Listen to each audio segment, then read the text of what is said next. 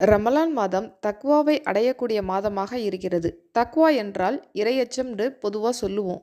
ஆனா, தக்வாவோட சரியான அர்த்தம் அல்லாஹ் எதை ஏவினானோ அதை செய்வது, எதை தடுத்தானோ அதை தவிர்ப்பது என்பதாகும். தக்வா மட்டும்தான் நம்மை சரியான நிலையில் இருக்க உதவுகிறது. அல்லாஹ்வுடைய கட்டளையை ஏற்று நடப்பதில் உள்ள அச்சம், அல்லாஹ் தடுத்த விஷயங்களை தடுப்பதில் உள்ள அச்சம் போன்ற அச்சம் மட்டும்தான் நம்மை சரியான வழியில் கொண்டு செல்லும்.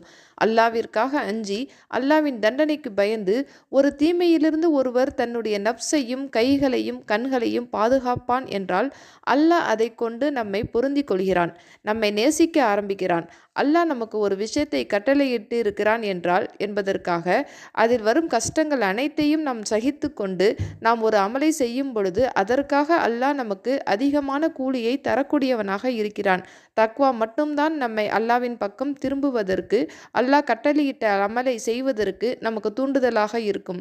தக்வாவை மேலும் அதிகப்படுத்துவதற்காகவும் அதை முழுமையாக அடைவதற்காகவும் அல்லாஹ் ரமலானை நமக்கு கடமையாக்கி இருக்கிறான்.